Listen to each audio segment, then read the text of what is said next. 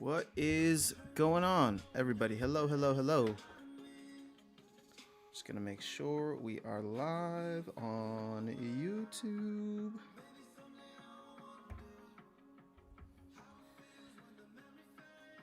Stream of the health. Sorry, health of the stream looks good. I'm still having my coffee. So good morning, everyone. If you're watching this on the replay, thanks for being here. Let me just make sure the audio's coming through. Sorry, health of the stream looks good. There we go. There we go. So let's go ahead and I don't know, hop into a couple battles here. My ECR is still super low. Actually, you know what? We're not gonna go into that just yet. I am trying to figure out what to do with my vouchers. So I have 800 vouchers, and I know that I want to purchase a little bit more for the second portion here. Hey, what's going on, Jerry? Good morning. Actually, you know what? I'm gonna keep the comments over here. Good morning, good morning, good morning. So, trying to figure out what the game plan is for packs. I know everybody's super excited about the general sale coming up in less than, no, not less than a week. About 8 days or so.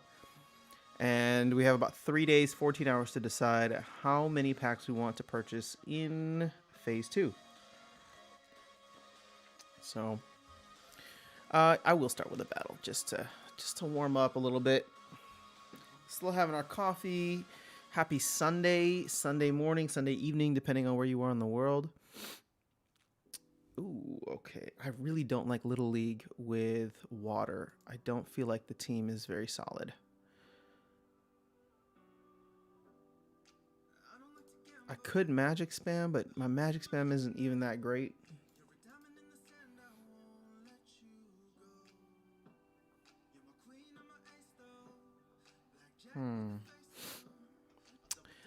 I want to start using Kulu a little bit more often.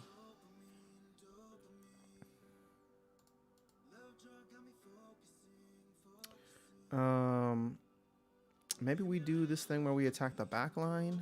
That could work.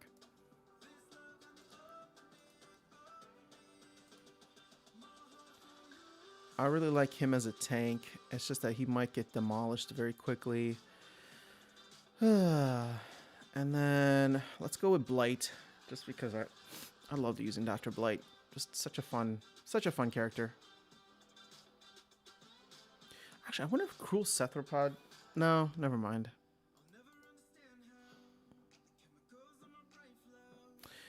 Let's go with Kelp Initiate. So he'll be our secondary tank there. And then we'll really try to take out that back line, hopefully. Fury's Chicken, yo, what's going on? Drake, good day, good morning, happy New Year. If I haven't chatted with you since the New Year. Oh, I guess this is my first. Oh, wow, this is my first YouTube live stream in the New Year in 2022. So happy New Year, guys. Hope you are all doing very well. All right.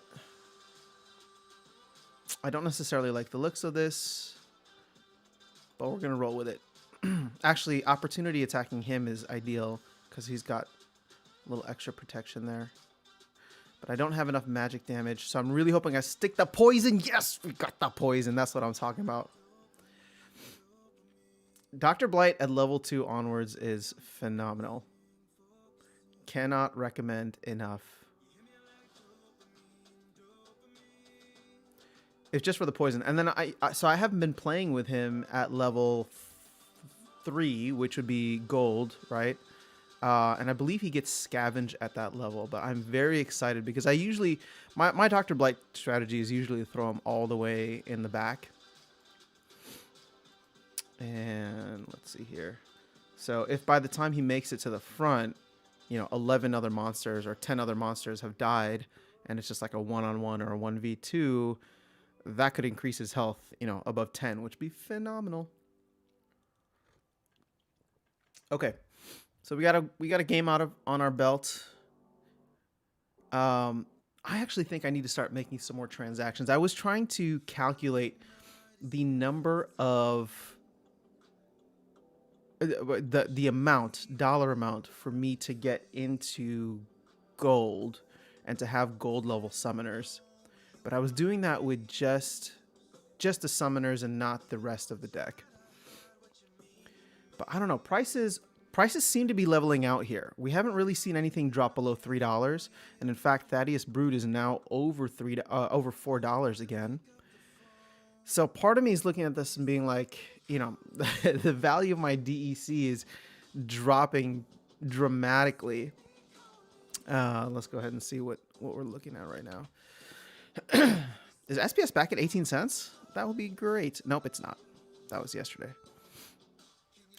And I think I want to buy another plot. I think I want to sell some vouchers and buy another plot. Because there's just too much. There's just too much hyper on land. And I want packs, but packs might be a long-term investment. I'm trying to figure out how much I want to do this as an investor versus how much I want to do this as a player. It's really difficult. Furious Chicken, you just joined the art contest. Nice. I hope you win. What's the deal with the art contest? I know that there's the Splinter Bites contest where we can go ahead and just submit stuff, and I think that is awesome. Sorry, give me 1 second, guys. I'll be right back. Just gonna blow my nose.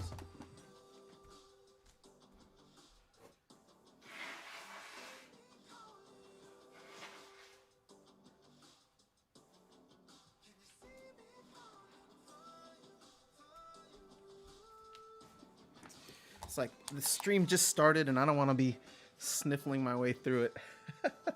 It's not even that cold. It's actually warm today here in Houston, so I think it was just cold the last couple of days, so my body's playing catch up.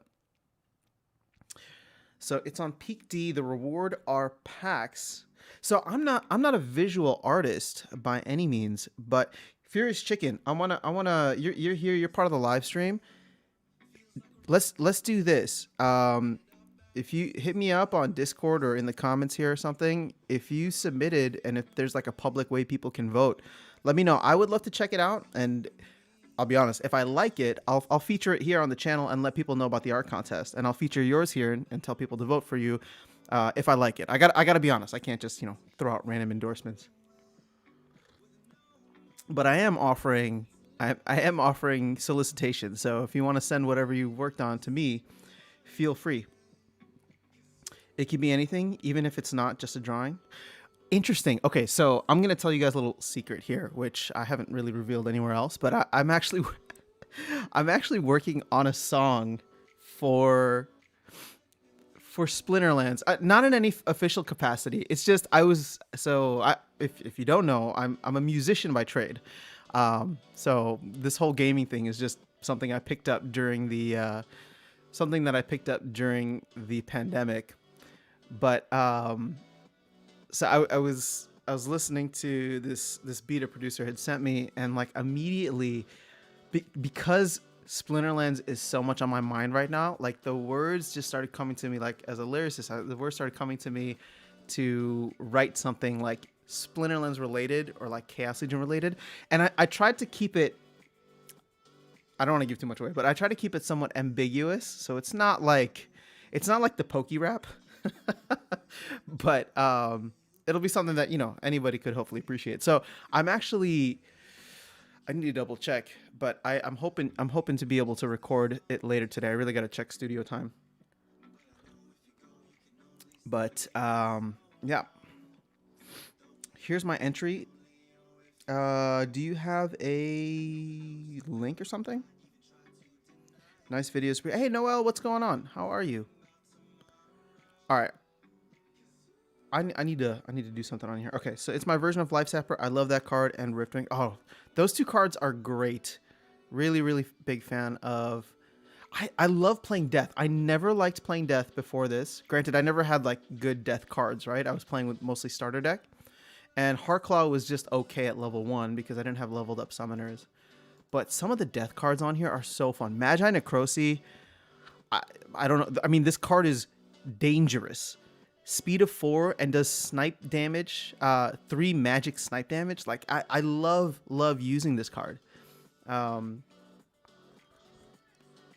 Granted, this is maxed for silver. This is at level 3. And then Riftwing. Riftwing has won me so many games just out of sheer like embarrassment for the other person. Where they, if they could just hit them, they would win, but they can't. And then the backfire at level 5 just does them in. It's awesome. Same Death is my favorite Splinter. Yeah, Death is good. Let me see here. It's hard. I love playing Death. I love playing Water. And I really love playing with General Sloan, which is why it's bumming me out that General Sloan is like the least valued. And again, you're not going to win every game with General Sloan, but the games that I do play with General Sloan tend to have a high win rate because there's very specific rule sets and things that I'll do. And let me try and see if there's something here where I use General Sloan. Like here's one last night, right? Because Supply Runner, another underrated card. I mean, I think I made a video about Supply Runner specifically, or at least talked about it in my neutral, giving everybody speed, and all of a sudden I'm attacking first now. Plus I get the buff from Sloan. Like these 3 right here, my go-to every single time. If I can throw Prismologist in, then I will. I've also been having a lot of fun with Dax Paragon and the Amplify ability, and throwing that in front with either Blinding Protector or Blinding Reflector, or what's the other person's name? Pelacor Conjurer, the one we just saw. So, fun times. All right. Riftwing, Life Sapper, Venari Bonesmith. Oh, I'm sorry. I missed some comments here. Rob Cueto. Hey, Rob, what's going on? I've been watching your videos for some time now. I really love your focus is for us silver players, mostly reliable for most people. Hey, no worries. I'm playing at the level that I'm playing at. I obviously am trying to level up as quickly as I can. Here's the thing, Rob. I am planning to go to gold soon. I don't have the summoners for it yet, but end of season, I do have the power for it. So end of season, I am bumping up to gold, and actually maybe I will do that in the next couple of days here just to finish the season in gold.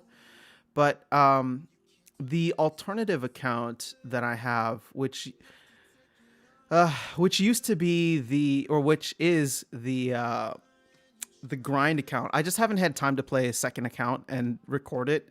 So that's been the biggest thing, and I'm not sure what to do with the grind account now. Maybe I can recheck where it's at, but I wonder if playing bronze would still be worthwhile there.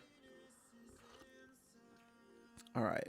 So you play silver, 2 Furious Chicken, Life and Death are my go-to. Problem with Sloan is that there's not a lot of range cards in Life. Are you kidding me? There's some fantastic ones. So if you include Venari Crystalsmith, Pelacor Arbalist, and then, as I was saying, this guy right here, Supply Runner. So that's 6, 12 mana, 16 mana. 16 mana is going to get you 12 damage per turn. Now, granted, this is all maxed out for silver. That's going to get you 12 damage per turn very fast, right? And then all you need as a tank is I use Pelacor Conjurer. Where is Pelacor Conjurer? For 2 mana, right? So even in those like smaller like level games, and then you just put Venari Crystalsmith as your secondary tank. So I don't know. I love using it. Again, whenever I play it, I have a high win rate just because it. Here's another one. I guess I'm just flexing my wins now, but hopefully it's to prove a point. Let me see here. So Rob is saying, I'm mostly water and fire. It's hard for me to figure out a good death deck. We'll probably pick up some of your guides. Yeah, so the thing is, the synergy with death isn't perfect. It's not in the same way that like General Sloan is, or maybe even Kelia. But the cards in death tend to be very good, in my opinion. I mean, look at this. I just ripped through this team. I don't know. So here was a specific thing though, right? For that game, where was it? For that game, oh, well, here's another General Sloan win. Where was the last one we were looking at? See, so if it's unprotected, and I know that monsters aren't going to have any armor, then I know that I can rain fire from above, right? Especially in a low mana match. I mean, 23 mana isn't that low. But so my thought process going in here, right? And again, I'm doing this all on hindsight, so I can like look at my wins and be like, this is what I was thinking. So take it all with a grain of salt. But to the best of my ability, what I remember is saying, okay, there's no armor here. They can only either play life, which would be General Sloan or, General Sloan or that stupid like back attacking team or the sneak attacking team, or they could play Obsidian and Queen Mycelia is not going to do them any good, right? So that's why I threw Pelacor Conjurer up in front, because I was trying to counter some of that magic damage, give me a little bit more time, and then use these three as my main, 12 damage per turn team. Pogier, what's going on? First time catching the live. Gonna lurk? Awesome. Well, thank you for being here. All right, so Rob, to go back to the death deck. Look, death is fun just because the cards are very OP, but there's no like combo necessarily. I love the fact that Thaddeus Brood is going to reduce health by 1 across the board for your opponents. And if they are not ready or realizing that, Magi Necrosi with the speed and magic attack and magic damage can usually take out, someone who's 4 health, right? If the card is 4 health and below, and they're thrown in there, he can usually take them out first turn before anything else is done. So that's why I really like this card. Curse Wendigo, I should probably use more than I actually do, but Thorns is incredibly useful, and to have that available. 3 damage, 3 speed, decent for a tank, and 10 health. Riftwing, obviously we've had a lot of fun with Riftwing. And then this is the other one that I think is really powerful too. Silent Shavi, speed of 5, 3 damage. It's really good. Their range attackers aren't bad either. If you can max out Soul Strangler for silver, or actually if you can get him just to level 3, you get that 3 damage, right? Obviously 3 damage, 3 speed for 3 mana is pretty nice. And then as we've talked about, Life Sapper is pretty sweet for 3 mana as well. So it really just depends on what you want to do. But I love in Equalizer rule sets, I love spamming Life Sapper and Venari Bonesmith and putting them towards the back or like middle of my team. It's just a lot of fun. All right, let's see here. Saphir shaking. Oh, first time. Okay, I didn't think of that. Never used Supply Runner. So yeah, so Supply Runner is fantastic. On the surface, Supply Runner. Actually, let's go ahead and see Supply Runner. At level 1, you still get 2 damage and 3 speed. That's not bad, right? That's not bad to pair up with what's her name, General Sloan. But if you can get this to level 5, you increase the health by 1. Well, at least from there. So you're up to 5 health, and your speed is 4. But actually, technically, your speed is 5 because you're giving swiftness to yourself, to this card and all other cards. Sorry, let me just text someone back real quick.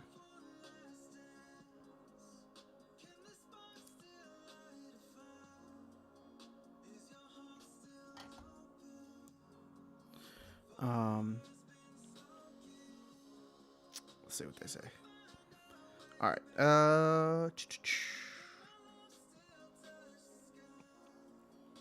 Yo, Guildmaster. Oh, you guys know each other. Pogier. Am I saying that right? Pogier and Furious Chicken. All right. I say the God. Hey, what's going on? Thanks for being here. Curious to know why you're staying in silver when you have the power and eating for gold, which would yield higher rewards. So I say the God. I am doing it for my mental sanity. I spent so much time playing in silver before Chaos Legion came out with level 1 cards. I was playing with pretty much just a starter deck because I didn't have any leveled up summoners. And I just hated getting absolutely pounded by higher level cards in silver. And so now I'm at a point where my deck is almost maxed out for silver. At least my Chaos Legion cards are almost maxed out for silver. And the last thing I want to do is go into gold and get pounded again. So I'm kind of trying to get the best of both worlds here. Yeah, the rewards aren't as nice in silver, I will admit that. But it feels nice to win a little bit more. And I understand the strategy a little bit better here.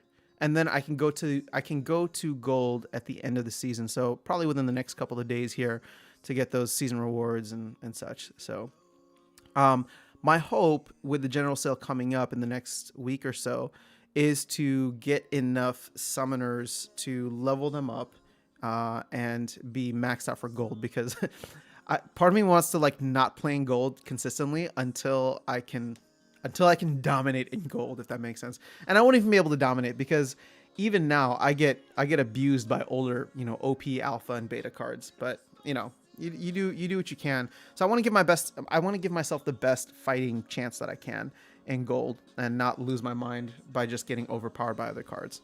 That's the main reason for it. So Rob, any advice on low mana games? I love that on silver I can use most of my cards, but on the start of the season and I'm on bronze, I suck big time on low mana rules. Low mana, I actually tend to play Obsidian a lot.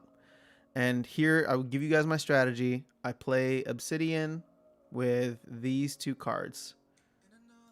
Queen Mycelia and what's his name? Dr. Blight. In bronze, you're not going to get poisoned with Dr. Blight, but Affliction could still be valuable. I'm trying to think. So like, let's see if I have any wins. Not necessarily wins, but just, I mean, so here's a perfect example, right? Here was a low mana game. Anything like 12 to 15 mana, I will consider using this lineup. Granted, I'm renting a chicken, and I have a fiend, but obviously no fiends were allowed here. But this one I just snuck by with, and I got lucky sticking the poison every single time. But doing 4 damage per turn and then having the protect from Mycelia is very valuable. So this was very clutch. I would have lost if they had leveled up their cards fully, but this is what I usually do in low mana games. Again, not entirely, but I like that. Queen Mycelia is almost like a better version. Well, it's hard to say. Queen Mycelia is like the green version of Venari Wavesmith. Obviously a legendary card, but offers that same thing and is eligible for Little League games, which I really like. Okay. For bronze, I have a strat at start of season to get to silver fast. All you need is 1 splinter and about 11 to 15 DEC rental. I actually made a vid of it. Most are no lose runs, so we can start grinding silver ASAP. Oh, raiding. No, I don't know why I read eating. That didn't make any sense at all. So Gur Coins is saying I'm playing gold and the rewards are shit right now.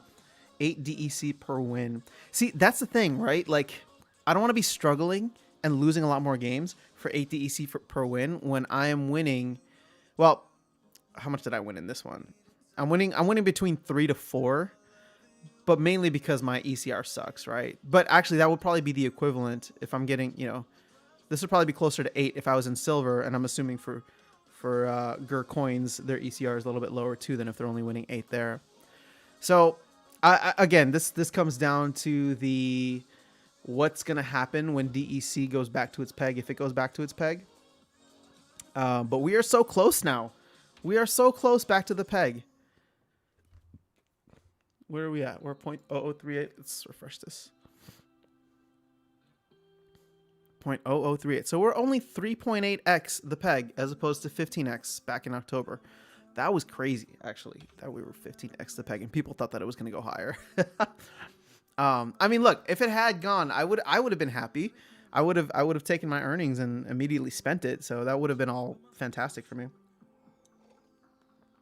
And no, I'm not going to be the I told you so guys. But if you did hold on to DEC, if you did buy in to DEC at a penny to a penny and a half, I'm just curious, what is your strategy now? Or is it just hodl until the end of the airdrop and figure it out then?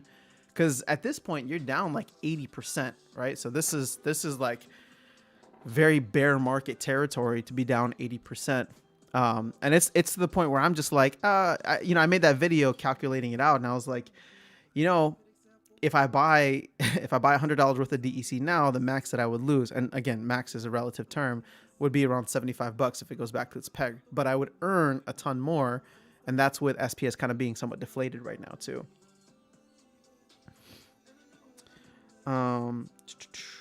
Playing gold. Okay, so just need to rent Mylar, Mushroom Seer, Wood Nymph, and Earth Elemental. What's Earth Elemental again? I mean, Mylar and Mushroom and Mylar and Wood Nymph will get you half the way there, and both of those cards I believe are much cheaper down than they used to be. Oh, Earth Elemental. Oh yeah, I forgot this is no longer in the starter deck. How sad. Ooh, Kron's down to 240? I was surprised when we saw this down to 300. Let's actually take a look at some of the Untamed legendaries. Oh, not summoners, sorry. Legendaries. Ooh. Ooh, Vigilator's down to 80 bucks. I used to rent this card. It is even cheaper to rent now. I should be renting it again. 3 DEC a day. This card, no joke, would win me a ton of battles. Single-handedly. I want to pull the trigger. All right, we'll just do it for a day, and we'll see how the relationship is. We'll see if Vigilator and I are still on the same page. I enjoy playing Dragon a lot more now. So, but I guess I enjoyed playing Dragon back then too.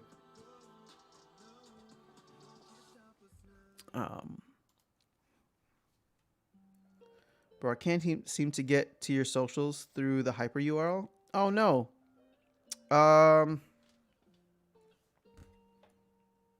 That's not good. Where are you finding this hyper URL?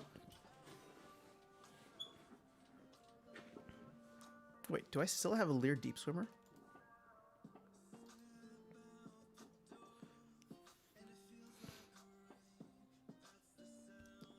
I thought I canceled this rental.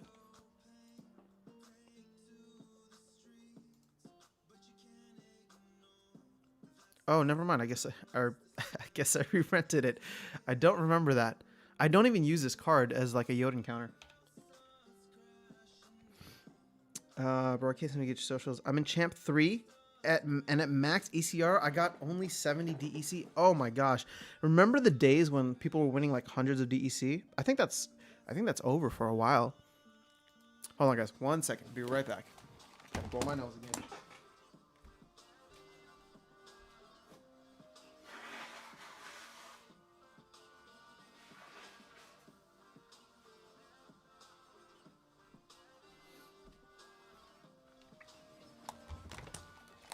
That's actually very disappointing to hear, Pogier. Because I wanted to get to the higher level so that I'd be earning a lot more, but 70 DEC per win, that's not even like 30 cents at this point, is it?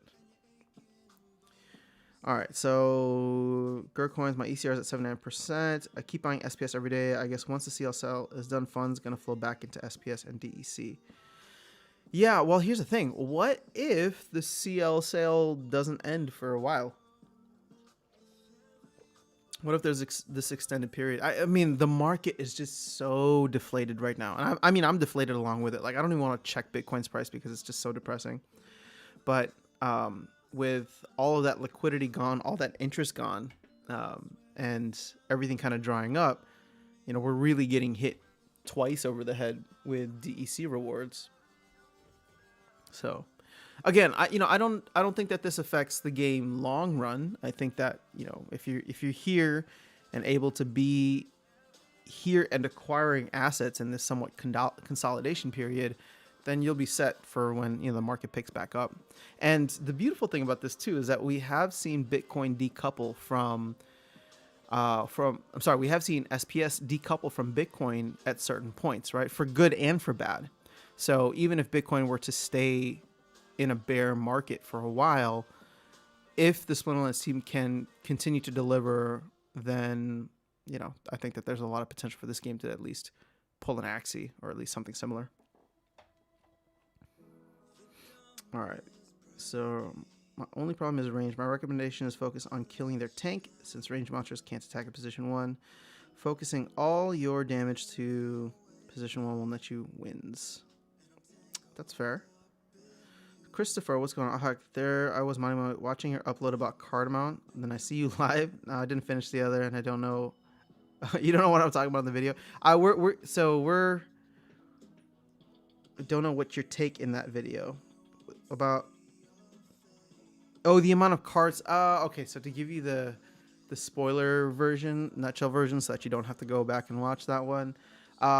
We have printed the amount of BCX in Chaos Legion that is the total amount of BCX printed for Untamed. So just to give you the scope and scale, right? Like, we already knew that there was like 10x packs, but with the fact that general sale hasn't even started yet, we've only distributed 1.7 out of 15 million packs. Yeah, there needs to be a lot of money flowing into this for it to move very quickly. So part of me doesn't think the sale is going to sell out very quickly anymore, but that's just me. On my video description. Okay, Furious Chicken, thank you for letting me know. I will have to go back and check why that's not working. Instagram, actually Instagram isn't. No, Instagram is probably still the best way to get in touch with me. I do check Twitter, even though I don't tweet very much. All right, let's do another battle.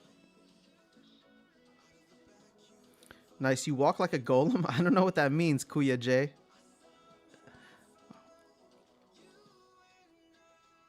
Full Power Gaming, hello, how are you? I hope golems are cool. So they have... Okay, I lost this one, like, easily.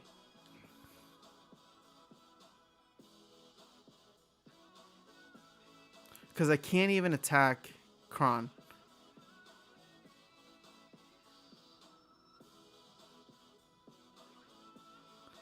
I can't even attack Kron. This sucks.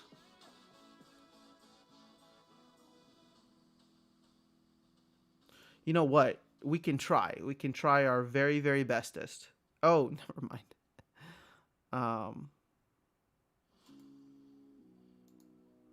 There's just no way I'm going to be able to do enough damage. 6, 9. I have 3 turns to kill him.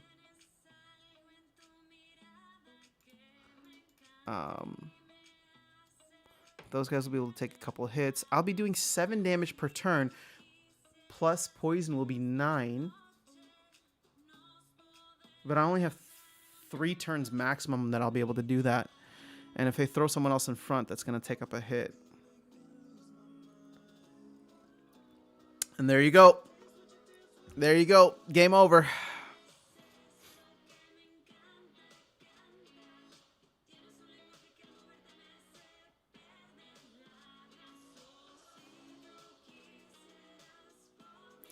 I just want to see how this will play out. No!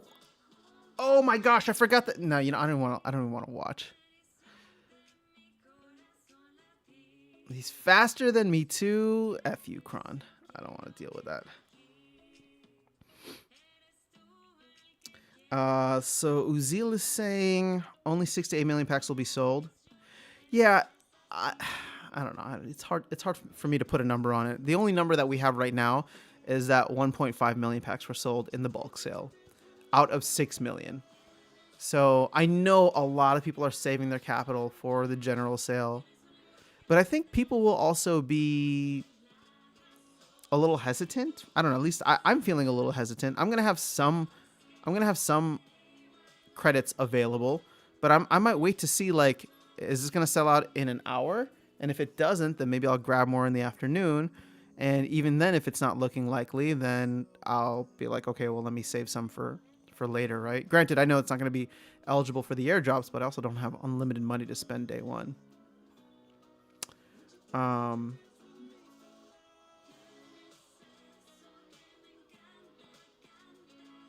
right, so I feel like they're going to play, right? If I was in their head, what would I play? I would play Contessa, because that reduces the attack of ranged. There's no melee, So the only thing that they would be susceptible to, in my opinion, would be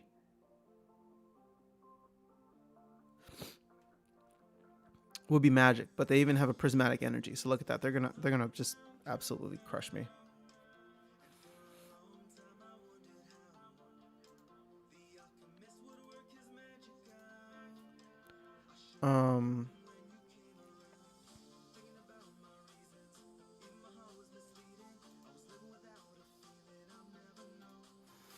Let's try this though.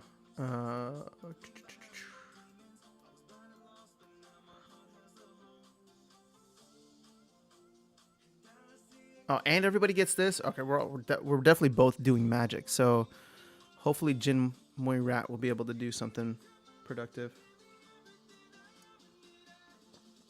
Your love is gold.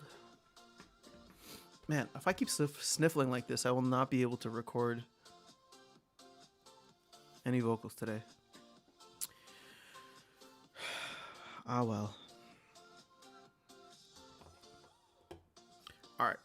Maybe we can also do a little shopping today. I have been selling some of my vouchers. I know, blasphemous, right? I've been touting how much I love the vouchers and I didn't want to sell them and I was going to use them.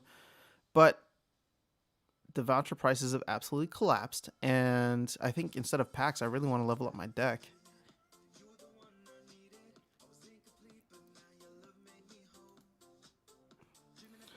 They did not play Death. Very interesting. Are we still going to get a Prismatic Energy here? They didn't even play Prismatic Energy. Why wouldn't you? It makes sense with... Okay, you know what? I'm just not going to ask any questions. Oh, that dude has Void? That's annoying.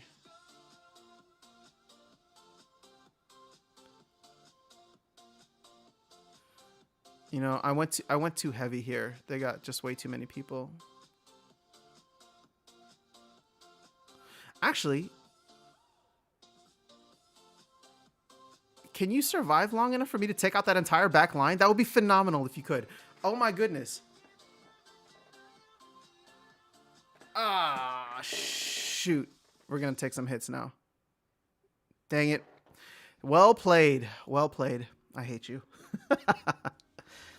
All right. So let's go back. We'll do some market analysis. I think that if I'm going to level up summoners for gold, I might just start with what is cheapest right now and get General Sloan up there. Maybe even Thaddeus Brood, because Thaddeus Brood has come under $4 at certain points. Now I have all of my summoners maxed for silver, which means I would need 60 BCX. So 60 minus 25 times, what's the going price for Thaddeus? Okay, looks like I can get them all for 446 or less. So 4.46. It's $150 to get a maxed Thaddeus Brood from where I have him at up to... That's a lot less than I was expecting. I like that. What about the rest of the market? Because I can play Death. I really would love to play with water and gold. See, the thing is, Jotun level 1, which is what I'm renting right now, perfectly suitable for silver. But gold, I don't know. So for the folks who are playing in gold and champ, like, are you just feeling like it's not worthwhile anymore for you to like play as many matches? Because I mean, look, 3 DEC for me is a penny if we're lucky, right? So I'm literally playing for pennies here, or a penny every single win, which is a lot less than it used to be. And not that I'm trying to like only extract value from the game, but I want to make sure the ratio of time I spend here is also productive, if you know what I mean. Drake heal is very hard to make you win if you don't have one. Yeah, I mean, Death doesn't have very many. I don't think Death has any tank healers, although you do get that Cursed Windeku with self heal at gold. I want to make a little spreadsheet for myself to try and figure out how much I would need to max out like certain legendary cards and all that. But part of me, see, so this is where the struggle comes in. It's just like, is it worth it for me to spend all this on maxing out cards when the rewards aren't really there right now?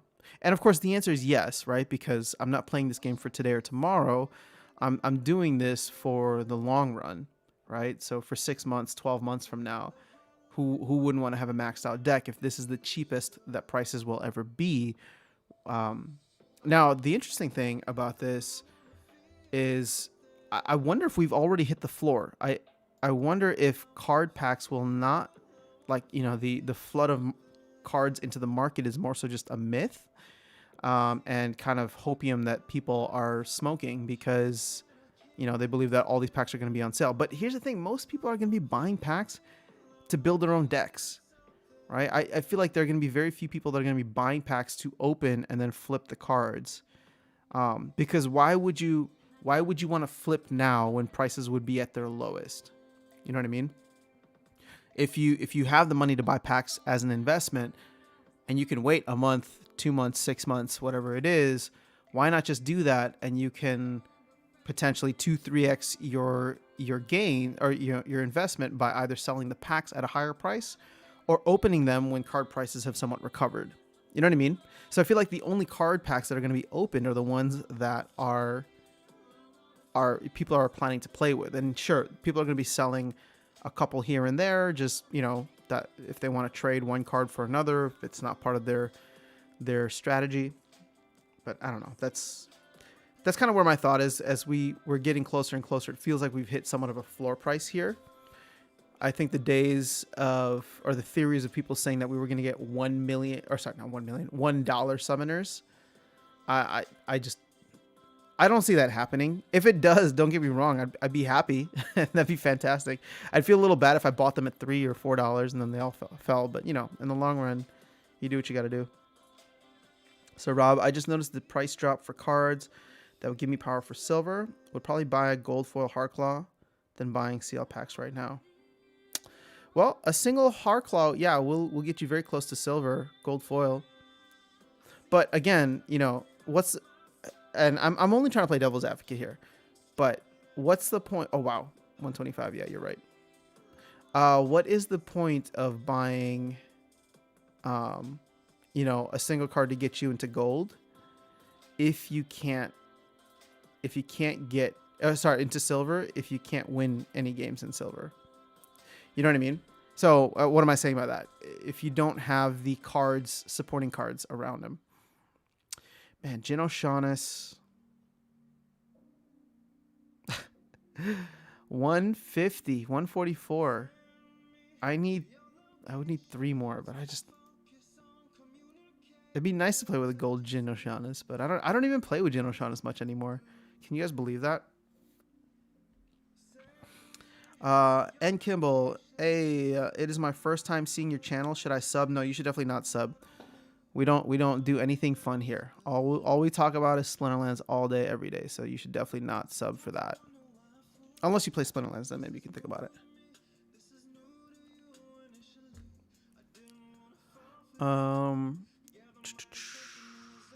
Who has better flying monsters?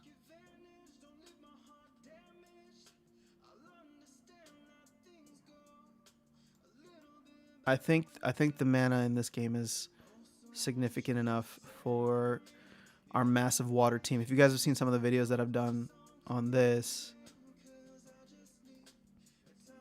you know this is the lineup that I love to use. Should we go with another flyer or should we go with someone to slow them down? All right. You know, Pelacor Bandit is going to be our only... Pelacor Bandit will be our only flyer, our ace in the hole if we can't demolish them. before earthquake takes effect. Well, my daily problem is the rent to go to silver. Okay, that's fair. Well, yeah. Look, if you okay, let me. I wasn't trying to. I wasn't trying to poo-poo your idea or dissuade you from it. I was just trying to think of would funds be better spent like getting maxed out common cards or summoners or whatever for silver, right? To focus on a certain splinter. And actually, we can go and do some of the math for that on you. The Chuny, what's going on? Are you planning on setting up a validation node? You know, I wasn't thinking about it, but I think I will, or at least I think I'm going to look into it. Like, why not? So what I love about this game, and it's really not just this game, but it's really just NFT communities in general, is it's all like network effect value add, right? Like if you put more into something and more people enter in and they put more into it, we all get something out of it, right? Like we all get to see it grow and we all get to share in its value as long as you're an asset holder, right? If you own SPS, if you own what's that other stuff called? Land, cards, whatever the case is. So yes, I'm thinking about it. If you guys don't know, yeah. So I'll just leave it there. Clevin, I only rent about 1 to 2 OP cards each splinter and rent 1 gold foil for power for silver. Oh, so actually, wait, Rob, you can use the strategy that I was using before. I need to check where it's at, but well, they really thought that I was going to play Magic. Oh, that.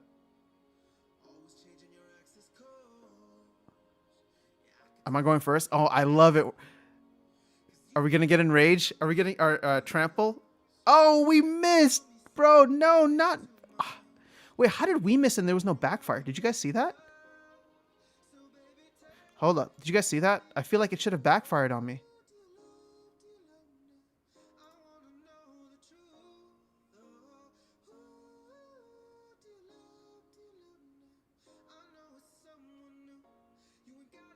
Wait, what? What the hell just happened?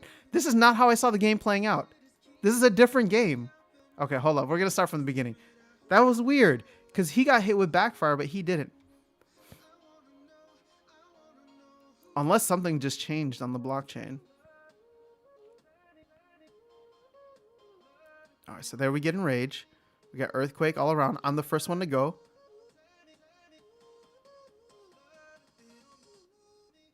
Oh, I hit him for. Okay, I forgot that there was divine shield. All right, so still gotta love. Still gotta love trample. And then bring him back one more time.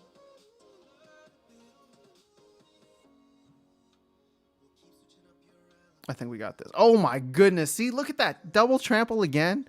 That's just mean.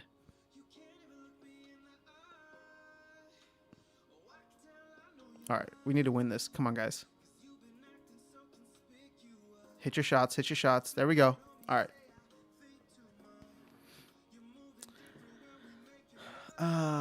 Okay, so Rob, let's look at this and see if we can solve your rental problem. I mean, sure, it's nice to own the cards, but I don't know if spending 125 in that way is the best, if you know what I mean. So if we look at how much do you need? So if you were to get an untamed, so anyone with a cracked background. Like this dude, for 8 cents a day, that's 10k power right there, I believe. So, like for 8 to 10 cents, you can get 10k power.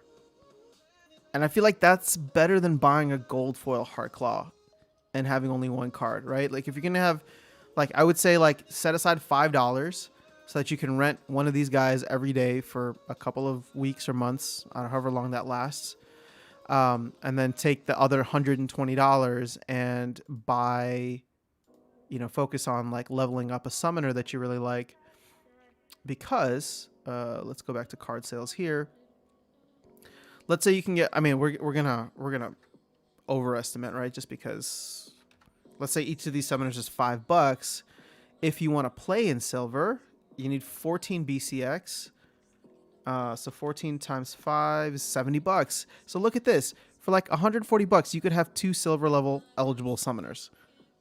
And then probably even throw some into all these like cards going for pennies. All the common cards. And get these guys leveled up so that you have an advantage. That would be my approach. If we're looking at like a $125 budget there. But, you know, who knows? You could buy Heartclaw, and the Heartclaw does like a 3 or 4x in the next couple of months here, and then you'll be happy with that. So my own cards right now is good at winning silver 3. So it's just struggle to rent and winning to get back my rent. Do you use liquidity pools to generate DEC? I have some in tribal decks right now. In fact, let's go ahead and see. I put it in like months ago, and it was more so just to like help support the ecosystem. But yes, I do have some in there. But I didn't do it to generate DEC. I did it just because I had some on the side. So I guess this is cool. I didn't even realize that you get rewards from that. I don't think I get DEC from this though. So I get 0.021. So I get a penny of B every day. And I get half a penny of NFTM.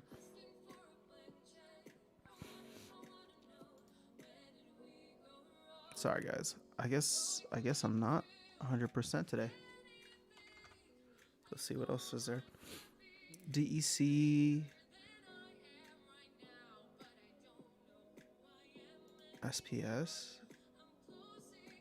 No, I would want to stake all my SPS. The fact that we're getting vouchers airdropped every day now, that's almost like an added APR, because if you don't want the vouchers, you could just sell them, and even if they're going for like small amounts of money, that's still value that's being airdropped to you for just holding and staking SPS, right? In addition to the 38% APR.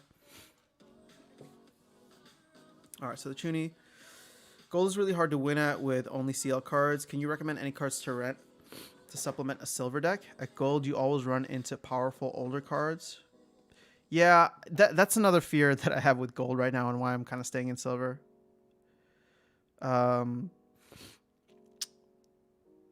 terms of cards to rent, really the only cards that I'm renting right now are Jotun. That's the one that I use the most often. I have Lear Deep Swimmer to counter Jotun, but I actually find that I can either play Jotun against Jotun or use that Kelia strategy to try and knock out their team beforehand if there's enough mana. And usually in silver, there's enough high mana battles. And then I'm renting Creeping Ooze and Furious Chicken. Today I just rented Vigilator. So sorry guys, one second.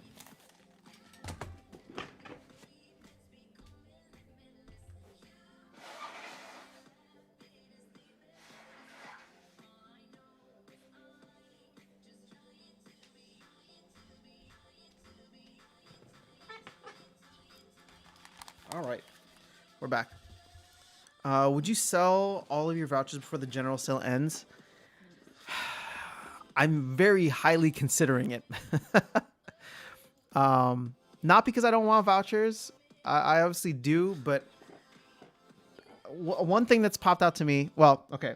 I was trying to figure out if I were to buy, or if I was just to buy the amount of vouchers to get to the thresholds, right? Because it's every 300. So it's like if I buy, another however many here just to get to 900, I would get 3 BCX of the new legendary cards that are coming in. That's enough to max out for silver or get to level 2. And then if I sell the rest of them, right, then I don't know, that would be a ton of money that I could use to actually buy cards off the market. Or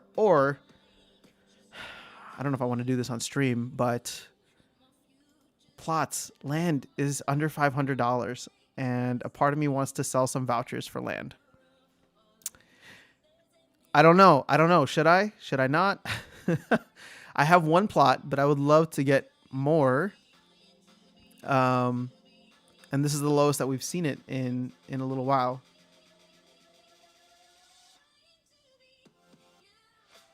So the struggle is very real. Oh, let me just check my rising star. We'll withdraw some star bits.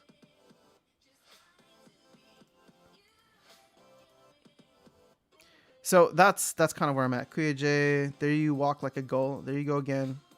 I don't know what that means. I'm gonna assume that's a compliment. Thank you. Adhan, what's going on? How are you? I think I'm gonna focus on buying airdrop cards directly as opposed to packs. So the Chuny, I think that's the smart way to go about it. I don't feel like as many packs will be opened for. The thing is, with packs, you have to open like something like over 3,000 in order to guarantee like a maxed out deck. Like that's too much. Gathering the magic. Save your vouchers for items that will require vouchers. You can always buy credits to buy cards. Vouchers have long-term value. Yeah, well, you know, I have SPS now that is allowing me to get some airdrop vouchers. So I feel like it's a steady income stream, although I shouldn't rely on that because the amount of SPS staked is probably going to go up over time. And unless I'm also restaking all of my SPS or buying more SPS, I'm going to lose market share on that.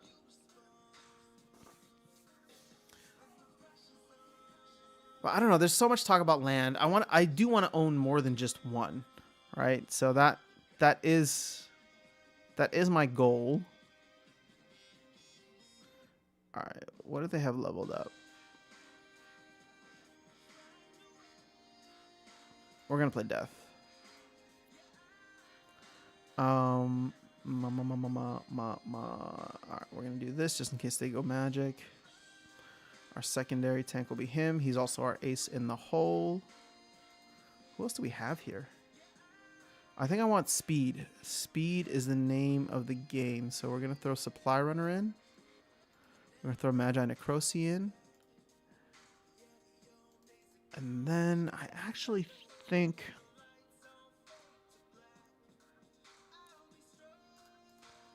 do I want Blight in this? I think I do.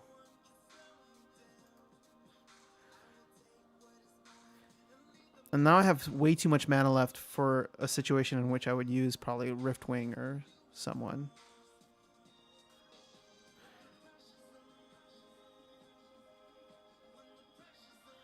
Or do we go with Jinmoy Rat? Actually, he might be better because with this high mana, we might just see some giants that we can giant kill.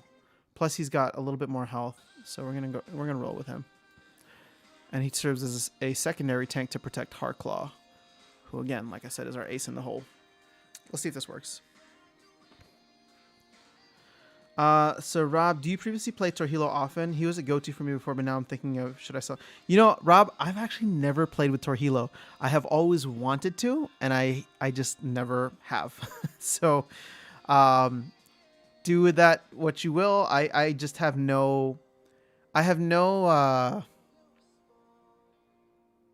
yeah, I guess I just have nothing. Sorry. I wish there was something there, but, I think he's a great card. It's just he's never fit into the strategy. Well, sorry, he would have fit into the strategy if I had either bought or rented him earlier. But now, like, there's just no place for him. Like my water team is very reliant on speed, and while he would be good for reverse speed matchups, yeah, I don't have one right now, so I don't use it. It's interesting that they put Cornelius there. If this is heal, actually, never mind.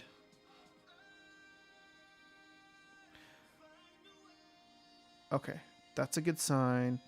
That's a good sign. I'm an idiot. Why would I put Dr. Blight in if there's no heal? I should have put Riftwing in.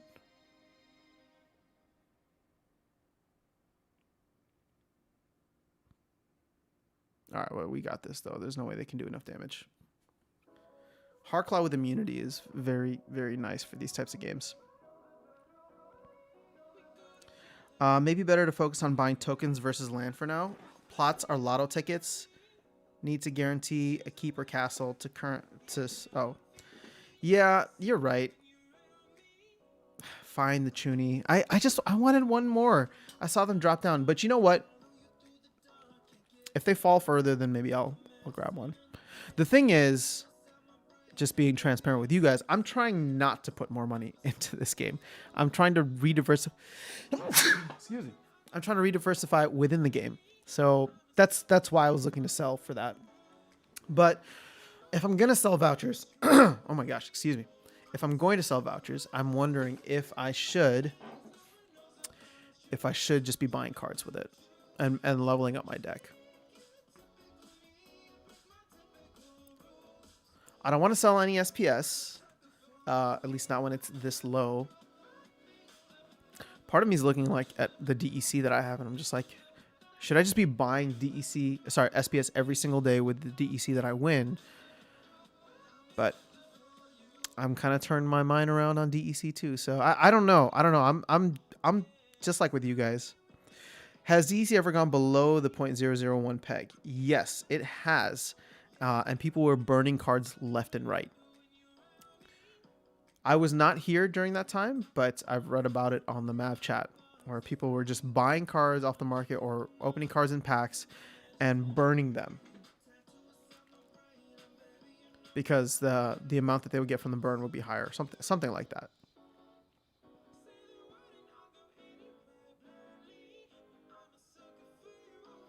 All right, I think if I had to guess what they were gonna play, with no legendaries,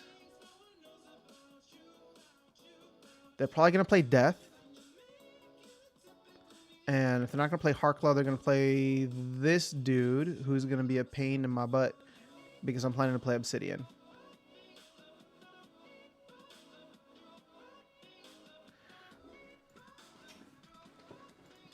So let's do that. Oh, never mind. There's no legendaries. Okay, so we're playing Tarsa then.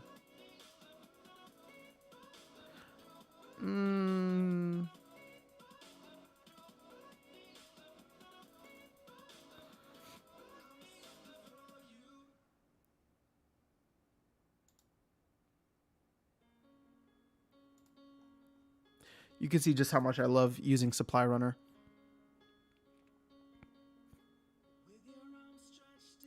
But actually, I don't know if I'm going to use him this round. I think there is... I want to try playing Tarsa a little bit more, so... I think I can accomplish the same goal by doing Creeping Ooze and Chaos Agent. And then let's throw a chicken in. We'll throw a chicken in for fun. But we're doing a decent amount of... Oh, of course. I did not see that coming.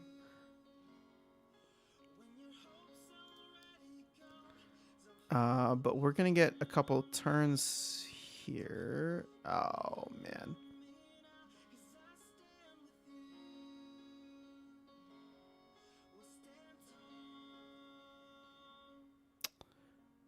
Man, some of these older cards just... They just got it. They just got it. It's hard to beat. I mean, this is just maxed out for silver too, so... Oh, wait, does he get Magic Reflect at level 4, whatever it is? Yes, he does. Okay. So Clevin's saying, I keep DEC winnings for SPS airdrop. All right, that's not terrible. What is counter against Jotun? Sorry, I missed that one. I use... I don't know if I have any examples of it recently. Let's check. Let's see. Have I played a Jotun recently? There had to be one. I feel like there was one last night, but I guess not. Or I've played too many games. I can't go that far back. I use a combination of...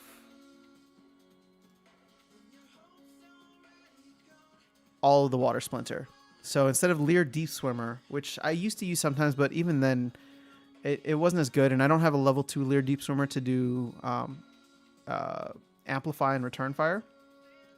But Demon Shark, Flying Squid, and Deep Lurker, their speed and power, especially when you combine them with someone like River Hellendale and Supply Runner, and then you throw in Venari Wavesmith on top, so they have all this extra protection.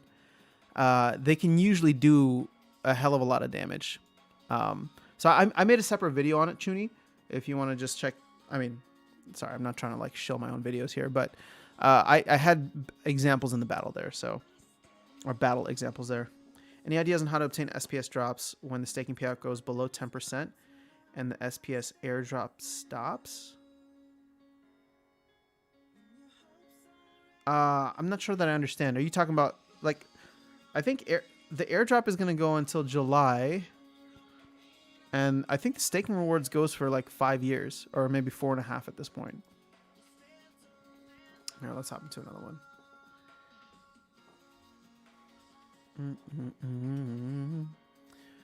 Oh, so here's a free Jotun game. All right.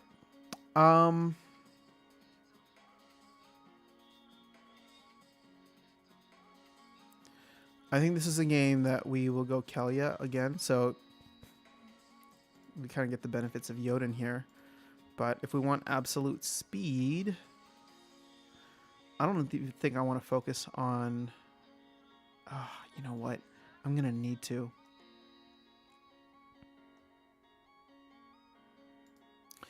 It's going to be hard to counter Lamacron, that's for sure.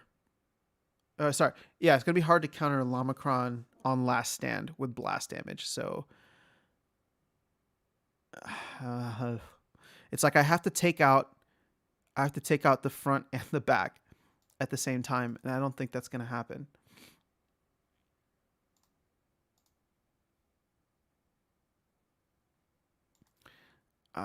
Hopefully we can get, you know what? Screw it. We're going to give it a try.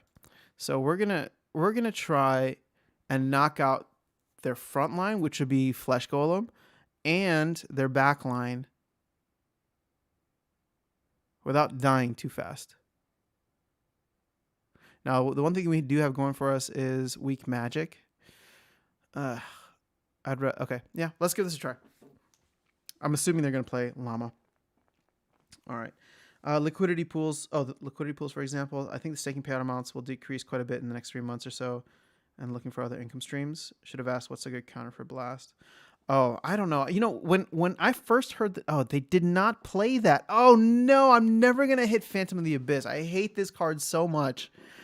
I hate this card so much. Okay. Well, this is about to get very brutal, guys. This is literally the only team that is faster than me. When you bring all of these legendaries like him, the only thing they're missing is Ruler of the Seas. Gotta love Resurrect for that. But man, we haven't done any damage. God damn, I don't even want to watch this. It's gonna be brutal. All right. Should have asked what's a good counter for Blast. Okay. I think staking payout amounts will decrease quite a bit in the next 3 months or so. Well, so you know what's interesting? Hey, what's up, Rexid? How are you? So what is this? Splinter Cards? Splinter Cards has a phenomenal tool here that I've been messing around with. So this is the airdrop calculator, but they also have a staking calculator. And like, let's say you have, 1,000 SPS. It will show you how much SPS you get staked if you stake that right now, right? So so the one with a 38% APR. But then if we go all the way up to like 500 million tokens, which aren't even released yet, you'd still be getting an 18% APR, which I don't think is terrible. I actually think that's very reasonable, because hopefully by the time we hit these numbers, right, 300, 400, 500 million, the price would also have appreciated. But I don't know. If SPS just keeps being given out like candy, it's gonna be tough. I don't know how many more months we have left. I think there's 4 more months of. I think there's 4 more months of the SPS availability. Sorry, for SPS private sale. I was thinking of something else. So that will be another 80 million. And then, is it 1 million SPS that's dropped every single day? No, total daily. No, 250,000 that's dropped every single day. Again, this is not for the airdrop. This is for staking rewards. So the more that gets staked, the lower this APR goes. I'm good. Listening to Save Tomorrow and see your live stream. Nice. Rock said, "Thanks for listening, man." That song is buried in the catalog. I'm surprised you found it, but thanks for listening. I appreciate it. New music coming out this Tuesday. I've been working on a lot of promo for it over this past week, which is why things have been a little bit busy. But literally, the only thing that I've been doing, and hopefully you guys are enjoying the videos. Like it's literally, I'll come in here, I'll like whatever ideas that I have for videos or things that I've been thinking about, I'll come and record those, and then go straight and work on the promo or the next couple songs that will be coming out in a few months. All right, so Leonardo, do you think that when the general sale starts on the 17th, the DEC value will go up considerably for a few days? I have no idea, Leonardo. I would feel very uncomfortable telling you one way or another. I think if I can speculate at all on the current situation, I would say that unless Bitcoin does something in the next 5 days, not 5 days, but in the next like 7 days or a week or whatever time, the market is just going to stay very flat. And I just don't see any catalyst for Bitcoin at this point. And I know, like, of course, all the sentiment is super bearish right now, and I'm just totally feeding into that. But that's kind of the way it goes, right? Until there's a reason to get excited, until something happens that's like worthwhile. I just don't think that we're going to see any kind of movement, any kind of upward movement in the broader market that would drive this. Now, if you're talking about within the game itself, there's no reason for DEC to rise. I've always seen DEC as something that was way above its peg, and now we're coming back to normal. The amount of total airdrop points is about to significantly rise. So if and when that happens, not if, but when that happens, once Chaos Legion is out, once these packs are sold, right? Because keep this in mind, guys. Look at this. We're gonna have. Let's say this all sells out, right? Let's say this all sells. Actually, you know what? Screw it. Let's say only half sell out. Let's say we only sell 6 million more packs on the general sale, and it's only 6 million packs in the first like month. What is that going to do? That is going to add, 6 million times the 300 airdrop points. Let's say nobody opens the packs. 300 airdrop points. That's going to be 1.8 billion airdrop points added, right? And when you go here, the total airdrop points is only 10.6 billion. So you're going to increase it by 10, 600. You're going to increase it by 17%, right? So unless you are increasing the amount of DEC that you hold, right? If you're not planning to buy anything or whatever, unless you're planning to increase your total airdrop points by 17% over the next month, or however long it takes for us to sell 6 million packs, then you're going to be getting less and less SPS. Now, we played it conservatively. This is 17%, 16 to 17% if we sell half of the packs. If this thing sells out, this jumps up to 34%, right? So if you're not increasing all of your holdings within Splinterlands by a third, right? Meaning that if you have 10,000 DEC, you need to buy another 3,000 DEC. If you have 100,000 DEC, you need to buy another 300,000 DEC, right? Then it's just, you're not going to be able to keep up with it. The inflation of the system airdrop points is rapidly going to increase. So,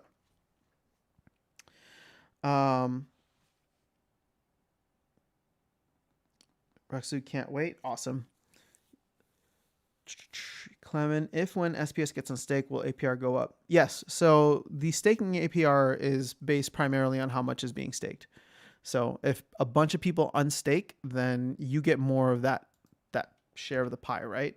So it literally just comes down to this. It's 250,000 given out every single day in the staking rewards. If you're the only one staking it and you have 100% of the share, then you're going to get all 250,000 every single day. But as more and more people stake, that number will come down. So, or sorry, that same number, 250,000 will get divided by the total amount being staked. The Chuny, what are your favorite sources for Splinterlands info on Peak D? I find it hard to use and get good info that I know is on that platform. I noticed you were using an article the other day about the town hall. So that article was specifically from the Splinterlands team, right? So if you go to the Splinterlands Discord here and you go to official updates, they have this available. Oh, I guess I had it open already. So if you follow just the main Splinterlands account, I feel like I'll be honest with you. I haven't spent as much time on Peak D exploring around, but I do go and I read the town hall summaries that they offer. But in terms of other accounts on there, I'm just starting to post more now and spend more time on it. The people that I follow are people that I know or at least have met on stream or things like that. So if you're posting on there, let me know. I would love to give you guys a follow and help support. But yeah, in terms of like consistent daily information, I'm not sure. I mean, I'm trying to post like everything that I'm doing now here on YouTube. I also post to what is that called? 3Speak, which automatically posts on there. So use flying squid. Nice. I agree with you. I think the whales are planning to hold the packs to get a 4x return, but the supply will still increase.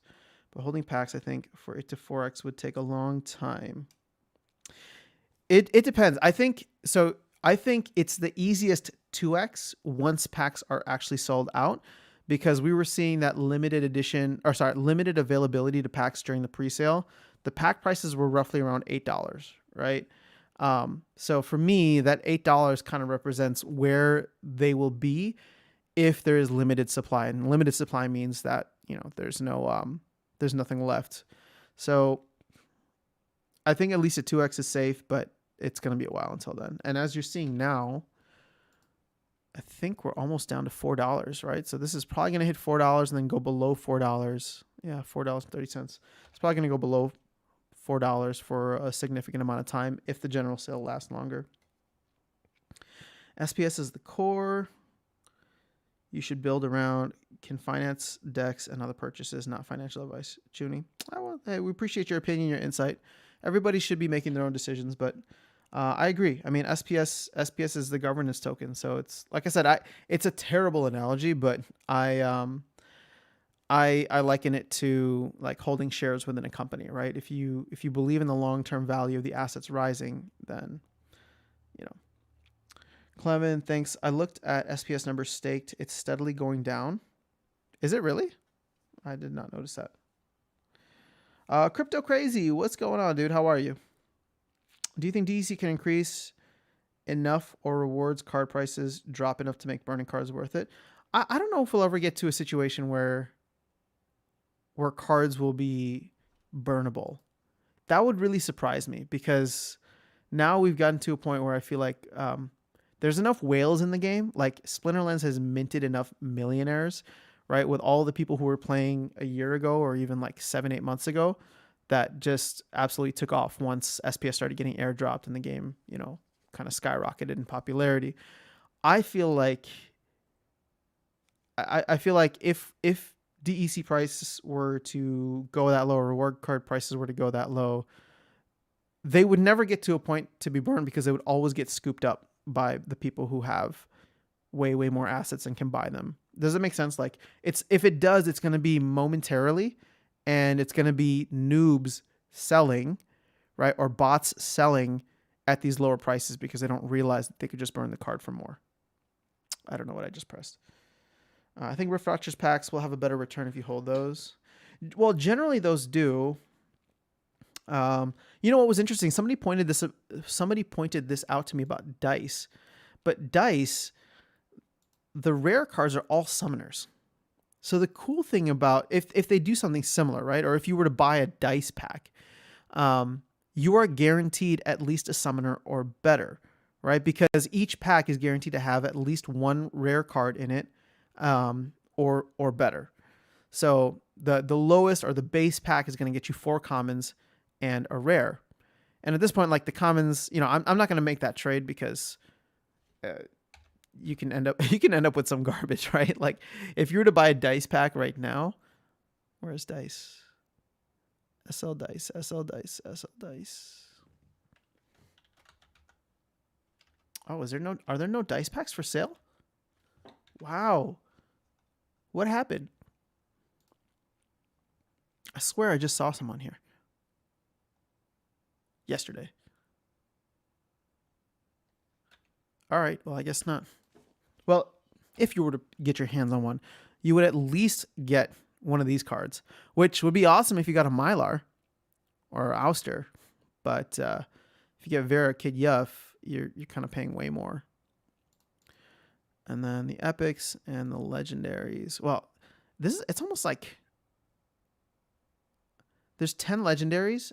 Wow, it's 40% legendary cards. That's crazy.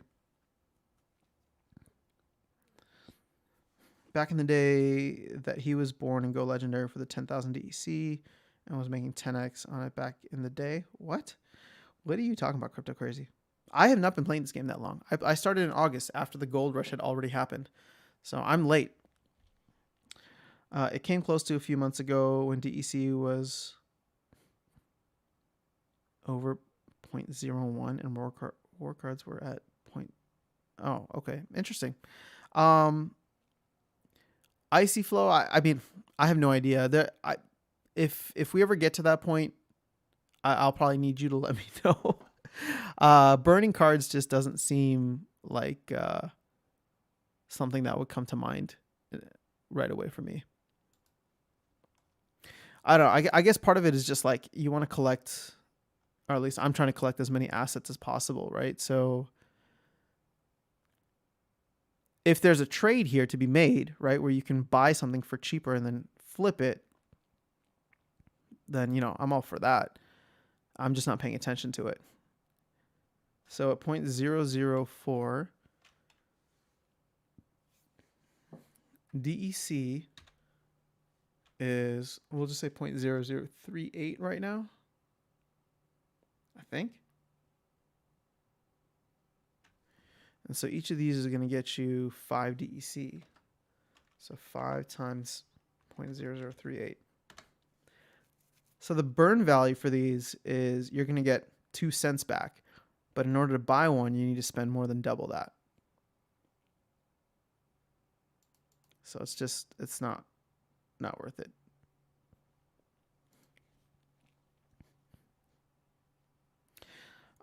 Crypto Crazy. When I first started, Gold Foil Legendaries were worth more burn than Gold Foil Commons were a week ago. Interesting. Yeah, man. The game has evolved quite a bit, and it's obviously going to evolve quite a bit more over the next 12 months. It's very exciting to see what they have planned for 2022. I also can't believe we're in 2022. All right, let's do another battle or so, and then I might hop out of here. Oh, we got a good crowd. Love it, guys. I'm glad these YouTube streams have been hopefully fun for you guys. They're definitely a good time for me. All right, so I think we know what they're gonna play. They really love their blue. I don't know what to do. All right, we're going to triage this bad boy. So I want you up front. I want you here. And then I want you there.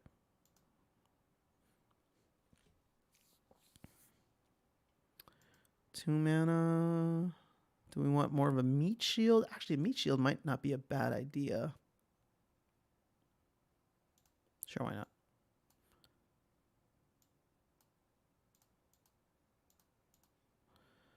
Actually, let's put more meat shields. Why not?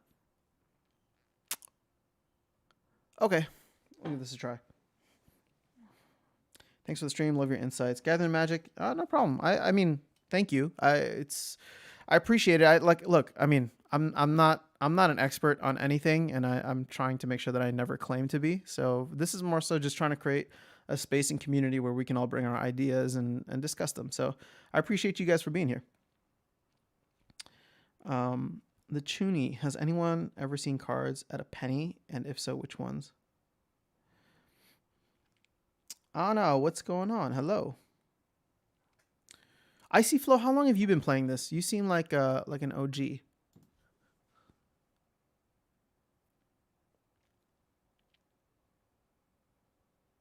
Oh, we both have level 2, so he's got face also. Oh no, not the stun.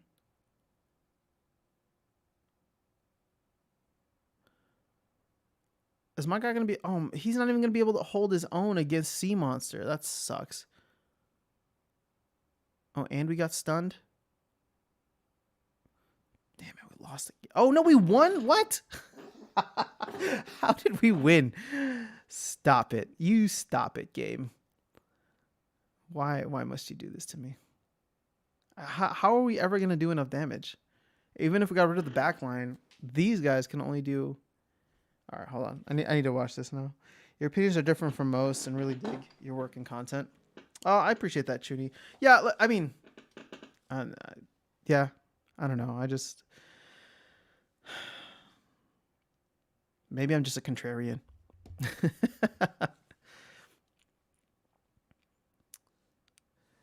These misses though are so clutch. And also, I need to start using triage way more.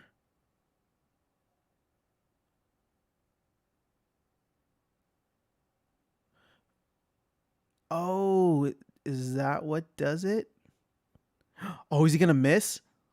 Oh my gosh, clutch miss. I love it. Is he gonna miss again? Come on, miss again because I want to get a trample in. Oh my goodness. All right, that's beautiful. All right, so I should never have doubted my team. Oh, we're gonna get another trample in. How crazy. He can deep dive into crypto market. If you're talking about me, I mean, I've been in crypto for a bit. The thing is, like, I guess what I try to do is try to make sure people aren't FOMOing in, because that was me in 2017.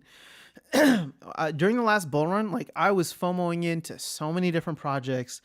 And after the bear market came and was around for a brutal 18 months, I realized that, like, not all projects are going to make it, right? And I can't even sit here and guarantee that Splinterlands is going to make it, but Splinterlands is one of the best projects that I've seen with a great team, right?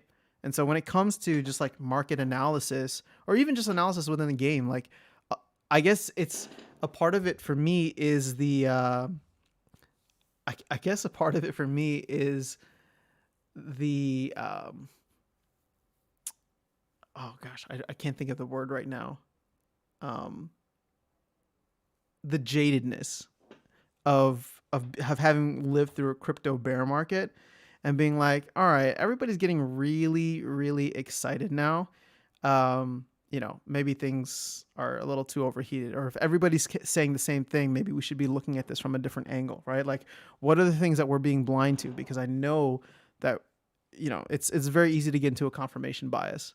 And the thing is, like, I've had my own blindness with Splinterlands too. I was buying SPS at 80 cents. I was buying SPS at 80 cents. That I didn't think that it would crash this much, but I also wasn't really thinking through on the market, right? The one thing that I did see for sure, and that I was trying to warn people of, was that I knew DEC wasn't going to stay up there forever. And so that's why I was transferring all my DEC to SPS, but as the entire market came down, SPS came crashing down with it. So do you think the best splinter for entry into gold is Jotun with fire? I don't know. I haven't played in gold enough, to be honest with you, so I really don't know what the meta and strategies are in gold. But as I was saying, you can get away with a level 1. You can get a level 1 Jotun in silver and win a good amount of games. I don't know that you can do that in gold, because you, like, the leveled up monsters and summoners at that point really start to overpower you if you're only playing with level 1s. Icy Flow, you started just a month before me. Clevin, I agree. This is definitely a great time to get in. And, you know, even if Bitcoin goes bear, market, full on bear mode, I believe that this game is still going to be very successful. Like, we may not see the same kinds of, like, card prices and token prices and land and all this stuff that we saw back in October, November. But that's fine because like we had this huge spike that drew a lot of people in. And when the wave leaves, right, a lot of people decide to stick around. And we're going to continue to have big waves and spikes and big waves and spikes. And every time that happens, more people discover the game that decide to stay with it. You know what I mean? So as that player base continues to grow somewhat organically, then we'll be fine. And that organic growth is then spurred, or at least, the gasoline is thrown on the fire every time we have big, massive bull runs. That's great. But, I don't think that my big thesis with this is that there's a lot of people playing this game who don't care for the game, who are actually not card gamers, right? Like, not that I'm anybody special, but I did play Pokemon when I was younger, and I bought and owned a ton of Magic cards that are all sitting in my parents' basement still. So I have an appreciation for what card games, trading card games, and battle games like this are. A lot of people came in not necessarily with that mindset, and I'm not calling them out. They came in because there was a lot of money being printed here, right? There's a lot of gains to be made because they came in from the crypto investment side. And when they came in from the crypto investment side, it wasn't about the game. Now, some may have fallen in love with the game, but I'm sure a lot of others are just playing to earn money and win money, and that's fine. But when the rewards dry up, as they have now, right, we've seen almost like an 80-90% reduction in rewards from where we were at when DEC was 1.5 pennies. A lot of those people will no longer find it worth their time because they don't love the game for the game itself, right? And if they don't love the game for the game itself, what are they going to do? They're probably going to step away, reduce the amount of time they spend here, whatever the case is. But as we go along, we will get more and more people who learn to appreciate and love the game for what it is, understand that they can still continue to earn, and are here just because they enjoy playing, right? Like, I used to be getting when DEC was a little bit higher, I think the max that I was earning at certain points was like 10, 20 cents per win, right? US dollars. And to me, I'm just like, oh, like that's significant because I can do 5 battles in 10 minutes and that's $1, right? And again, I'm not saying $1 is a lot or a little, but for some people, $1 is significant. And especially if you can do it, if you can earn that, and very easily and quickly cash it out. So we're going to continue to get more and more people who love the game for what it is. I think the floodgates will open once you have more people who play Magic the Gathering, Hearthstone, whatever other popular trading card games are out there. Because keep in mind, these are all the people that are spending hundreds, maybe thousands of dollars in a game that they don't get to own the assets. So just wait until they discover a game in which they can own the assets, and then they're going to come here. And they're not going to come here to try and make a quick buck. They're going to come here because they're going to be like, wait, this is like a 2.0 version of the card games I used to play before. I'm willing to throw a bunch of money into here, not because it's going to make me a bunch of money, but because I love this game. I was buying card skins and whatever and all this stuff before, but now I can buy the actual cards and be part of this whole ecosystem. The whole paradigm has just completely shifted. And as we get more and more of those people in, the organic kind of ground floor of the player base, I feel like, will continue to grow. George, hello. Shooting Llama's great in silver. Yeah, I mean, look, if you can get Llama Kron, Llama Gold, Flesh Golem level 3, you're set. So Diego saying Jotun level 1 in gold is far too weak. Oh, this is great. I love the fact, I just appreciate the fact that people who play in gold are coming through on the stream. Because, I'm a silver player, so there's a lot that I have to learn from you guys too.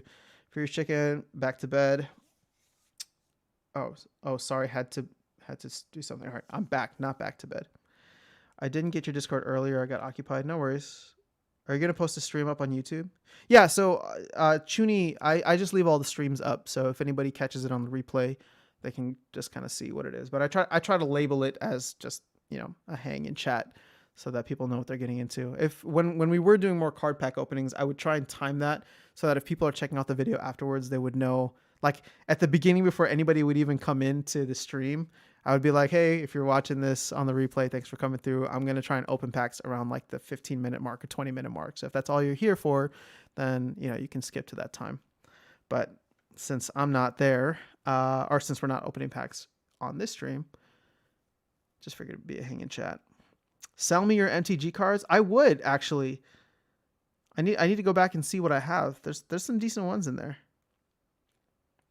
Any other crypto games you're into or investing in? I'm in Cypher, Gods Unchained, Guild of Guardians, and a few others. Icy Flow, I'm not, and I would love to hear your thoughts on those. Part of me just doesn't have the time to, well, yeah, part of me just doesn't have the time to explore. That's a lie. I just haven't taken the time to explore, but I just haven't found anything that was worthwhile enough. I've heard good things about Gods Unchained, but someone said the gameplay is like 20 minutes long, and that's a little bit for me. So the tune, do you have more than one account to farm cards at end of season? Do you think that's a good strategy? I do. So when I first started, I was like very hyped on this game. I have 2 extra accounts that I haven't played with at all. So, it was a one-time cost, and I had a Scholar for a little while, and I think the Scholar might be coming back on one of the accounts. And then the other account was the grind account, which I'm trying to figure out what to do with. I just haven't had the time to play with either of the accounts. So if I can get back to the grind account, that'd be great. But yeah, I can't recommend it as a good or bad strategy. Like if you have the capital for it and you're willing to grind, and more specifically the power, right? Because for each account, you're going to need to have at least 1,000 power, or at least be willing to rent 1,000 power in order to make it. So. Do you have more than one account? Okay, check out Playermon. It could be big, slow rollout though. Can we check it out here? Playermon.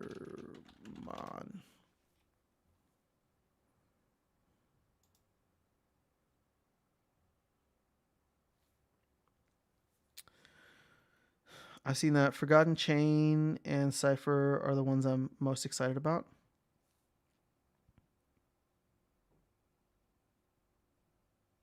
There you go. What do you recommend for gold entry? I still have MTG cards. I joined around the end. Man, all right. So I'm like way back. For me, I think the first packs that I ever bought were like around Nemesis. Was that one of the things? All right. What did I just click on here? Playermon at 3 cents, 36 million market. Oh, whoa! This has a micro cap. This thing's under $1 million. Is that real? I might try to scoop some up now. Wait, hold on. See, this is me FOMOing into something just because it has a low market cap. That's not the right thing to do. We should check out the game. Is this like a Pokemon type of deal?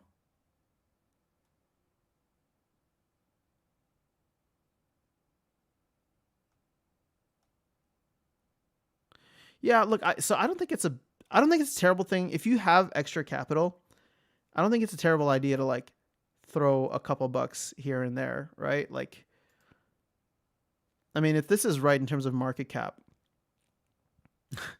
I'm just doing quick math because I love this stuff. But like, if this is, let's just say, a $1 million market cap, and you throw $100 in, and this thing goes and becomes to the level of like Splinterlands or something.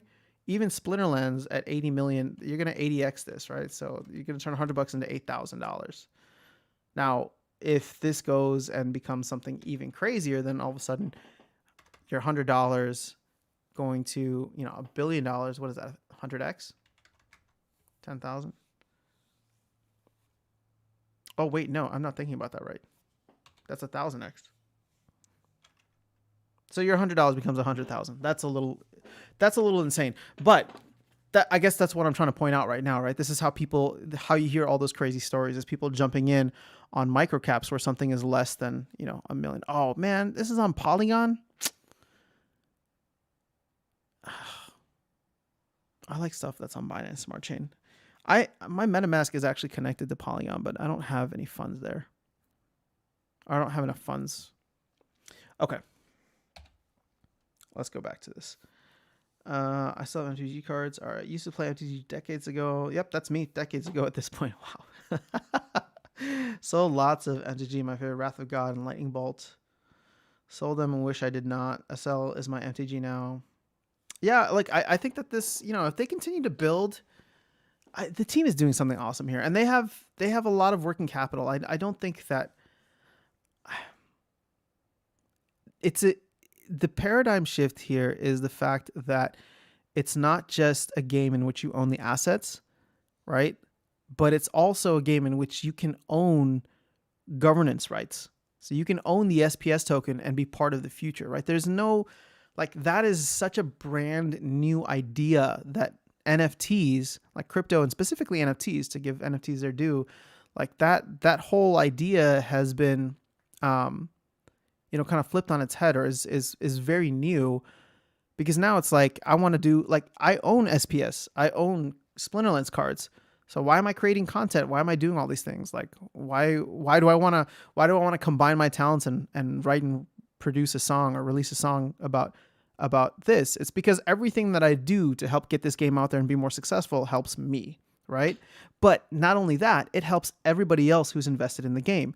And this is one of like the healthiest communities that I've seen out there. So it's like if everybody who's involved in this game, and involved, when I say involved, I mean like you could own one SPS, right? You could own one SPS and you'd be involved. If everybody was like doing what they could to spread the word, to get it out there, to make it more popular, to create content, like it's a network effect value add where everybody benefits, right? So the entire community benefits and the entire community owns it. So I don't know. That's just a beautiful thing for me. What is the best way to get? Oh wait, so Furious Chicken says I have 12 accounts, awesome rewards at end of season, just silver 3 for each. I spend around 3,500 to 4,000 DEC renting for power. Main accounts at gold 3. Furious Chicken, I should probably spend some time to at least get into silver 3 on the other accounts. What is the best way to get noticed? By guilds? I'm not sure. I started my own guild a while ago, and we've just been somewhat inactive, unfortunately. What is the best way to get noticed, or would pass my SL assets and cards to my son later on years to love it? More like Axie. I have Genesis eggs in full disclosure. Oh, are you talking about the Playermon?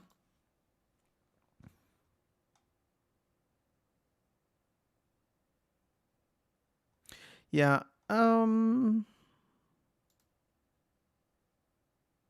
Oh, you have to download it? Interesting. Well, I'm not going to nerd out here. You guys know that I love to dive into white papers, but I won't do that while we're on stream.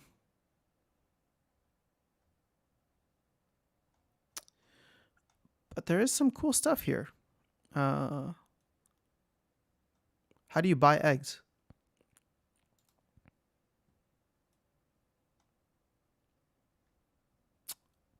Is this the Malaysian flag? No, I don't know what flag that is. Oh gosh, my flag game is off. I see the Filipino flag. There we go. Let's go Philippines. I love the fact that the Philippines is all up in this. This is very cool.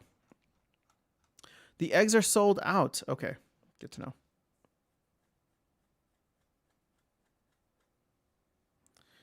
You love Matic. Heard it is the coin to explode in. Is a coin going to explode in 2022? Explode might be a strong word. Oh wait, I already have CoinMarketCap open. Because Matic is already pretty high on. I don't know. I mean, I guess it could go to like. If it were to reach like Binance levels, that would be a 5x. I mean, people are thinking that it's going to go to $10. Is it going to reach Ethereum levels? Because then that would be an explosion, right? From 14 to 361 million or 369 million. But it's not. Wow, Chainlink is doing well. Look at all these coins that are bucking the market trend. FTX. Unfortunately, none of the ones that I own. Let me just check the watch list. Chainlink. Oh, Avalanche. I don't own Avalanche, unfortunately. Everything is red. Everything is awesome. All right. This was a very fun live. I don't even know how long I've been live for, guys. Oh, almost 2 hours. Wow. All right. Epic Dex. What's going on, Shadow? How are you? The Chuny, I have the new summoners and most of the new monsters at level 5 and 6. It's not cheap, but it brings versatility. It's Malaysia. Oh, it was Malaysia. Okay, cool. I got it. Okay, I have all 3 summoners. Steel summoners at level 3. Getting that ace up to level 4. So Chuny, you're almost there. Chainlink is the hedge against Bitcoin. Wait, why? All I know is Chainlink is the oracle of oracles. Matic, Link, Cosmos, Solana. Solana already had its boom, didn't it?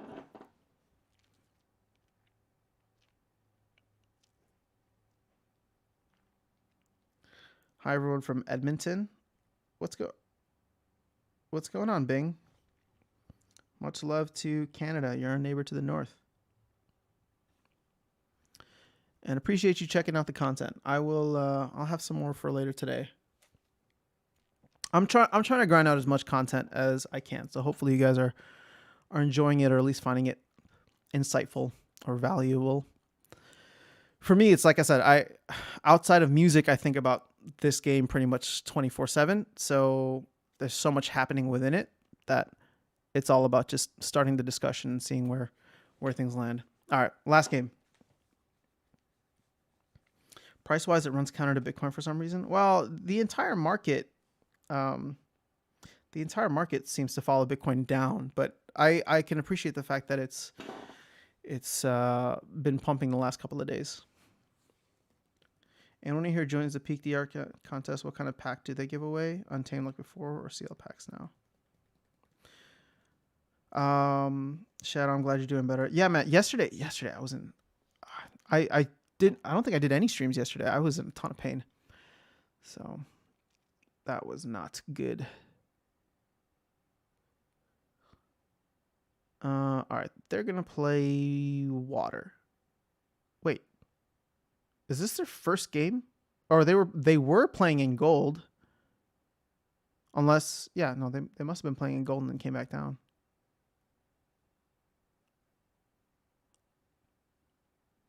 Rise of the Commons. I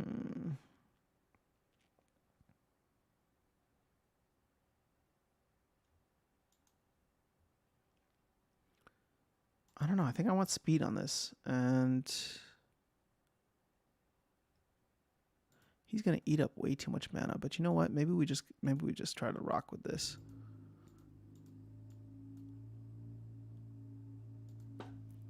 See what we get. Algorand is another great coin.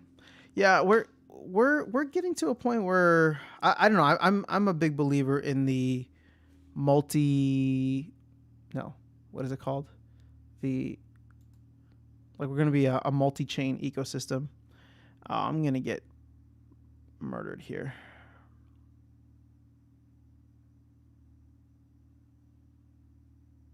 Oh, that trample is helpful. Oh, bro, you going to miss like that? All right, we got this. There we go.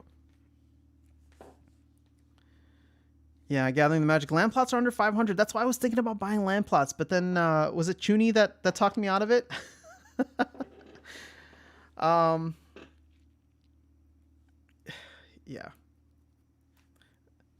It's gonna be tough. Because it is just like, it's a claim, so it's like a pack. You don't know if you're gonna get some garbage one. But I don't know. Part of me wants to sell some vouchers. Oh no, voucher prices came down. I wanted to sell them when they were above $2. They're barely above now. The only thing with holding vouchers is that they don't give any rewards. In terms of, like, they're not stakeable, they're not airdrop pointsable. So I don't know. I'm thinking about how to best use my vouchers. I think we're going to buy, another 306 packs is what I came to.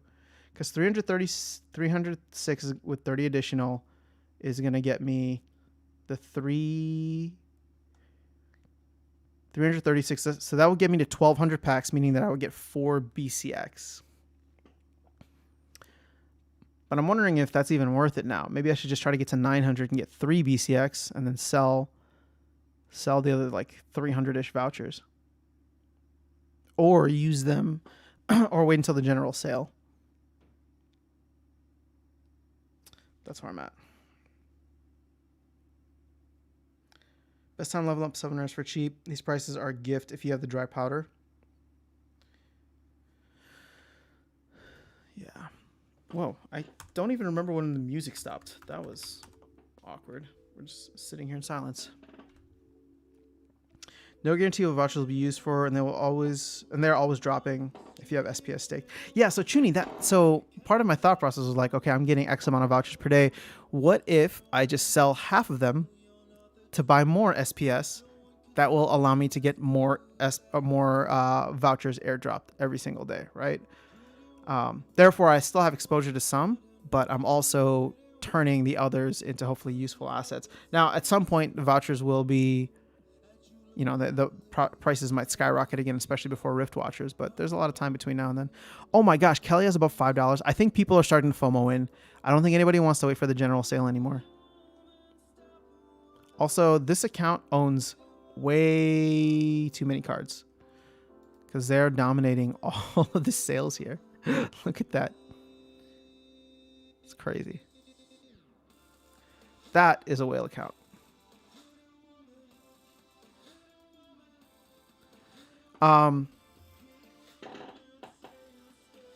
Yeah, I want to level up for gold. Should we do it? DEC is at a low, whatever. All right, no guarantee. Venari Crystal Smith, the White Healer, will be worth much more in the future. Once reward cards will change, anyone thinking the same, I'm accumulating Crystal Smith like crazy at these prices. Yeah, but so the thing is, I don't think Crystal Smith. The rewards are not going to change until Rebellion comes out.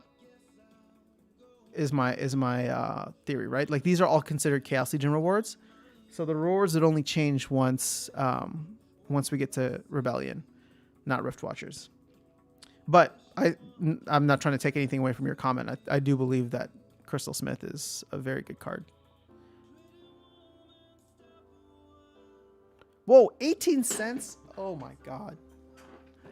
I don't even want to look at Venari Wavesmith. What is this card at? 26 cents? Man. The amount that I bought over $2 and then some even at $6 makes me cry. But you know what? We got one leveled up now, so we're good to go. I used all my vouchers up and sold the packs at $5.50. Smart move. See, it appears way too, but summoners is to bid on peak monsters. Yeah, Diego. No, I mean I agree. 18 cents is hard. It's hard to beat. But for me, I think I want to level mine or max mine out first.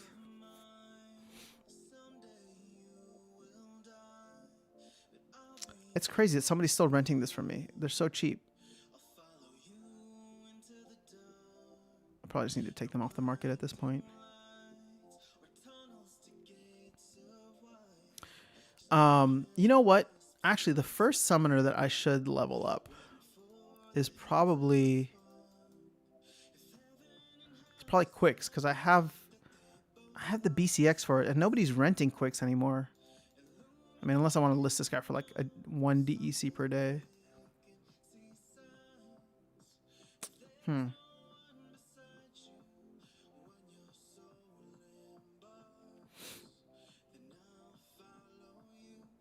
I'm not ready for gold yet though, so we're not gonna do it. I mean, I want to be, but I don't even know if my monsters are leveled up yet. I got a couple at 6. but all like the garbage ones that I got for cheap or had extras of. Actually, he's kind of cool. He gets backfire. See, so the thing is, if I start playing in silver and in gold, the meta is going to change for me again because I need to know what my monsters can do and then also what all other monsters can do from all expansions. I do like this, though. I like camouflage for him.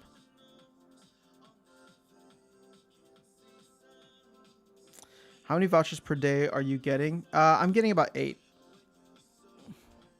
with the new drop rate.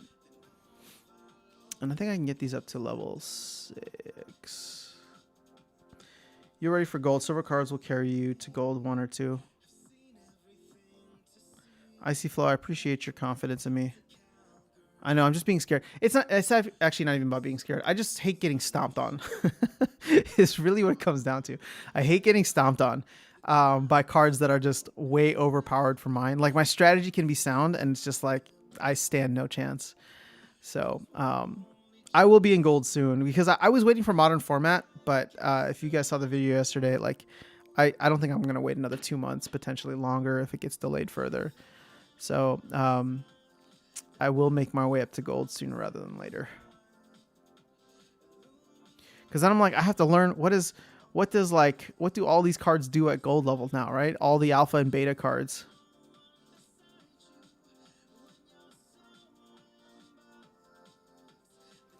It's going to be annoying. Although I did get my Chaos Dragon back up and running. I know the feeling, yeah. Best way to buy summoners is bidding on peak monsters. Oh, that's what you were saying, Chuny? Oh, somebody wants to challenge me. Let's go.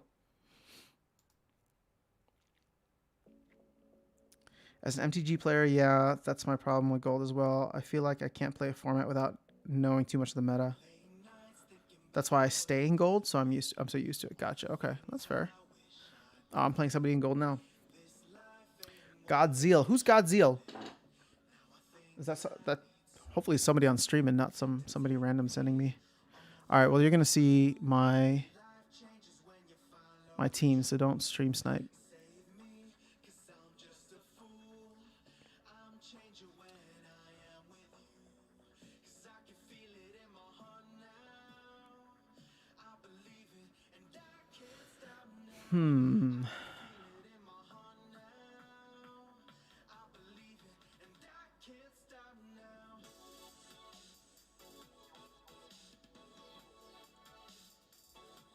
I really don't know what to do. You got a solid team across the board.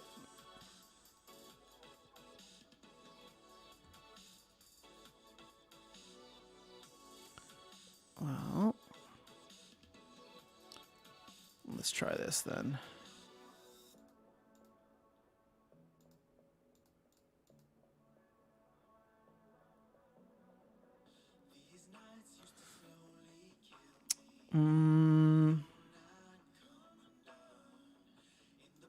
Screw it. Let's go for it.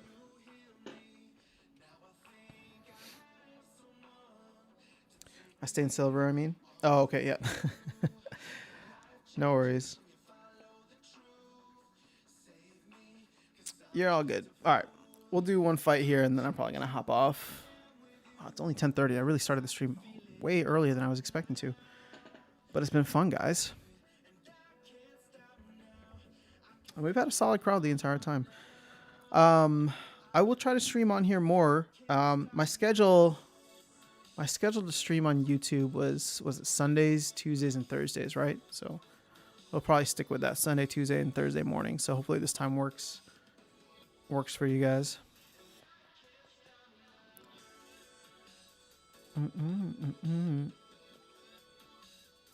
Interesting. All right. Well, I feel like at least we picked right. Return fire.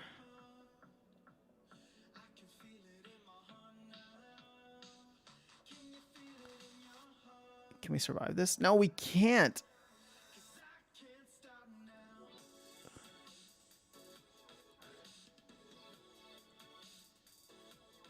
Oh. Well, that was interesting. Did we got this? Wow, look at that. We got a win. GG's.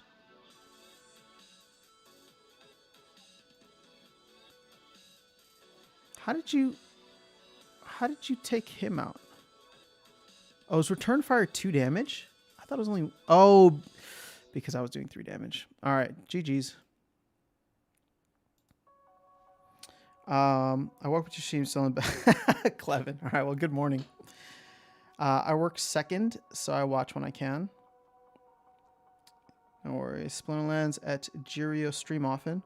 All right, well, I mean, look, there's a solid crowd here, so I've been trying to definitely do that more. I was streaming only on Twitch before, but yeah, I guess there'll be a lot more streaming on here too now. Do you have a Discord channel we can join? What is your Discord? Uzil, your Godzilla. All right, Uzil, GG's to you. I thought you would have had me there. I thought you would have gone with Ulrich. I feel like Ulrich had better monsters. Oh, actually, no, never mind. All the monsters are even, right? All the magic legendary monsters are even. Yeah, 10, 6, and 8. Never mind. I wasn't thinking that one through. I got lucky. Okay, so my Discord. Let me see if I can post a link to it here. I'll be honest, guys. I'm really not fantastic at managing it. But it's there, and I try to hop in and chat and do all that. So I will, if you guys are going to be in there more and we can continue conversations there, then I will definitely try to spend more time in it. Let me see. How can I share it? Share. Copy link.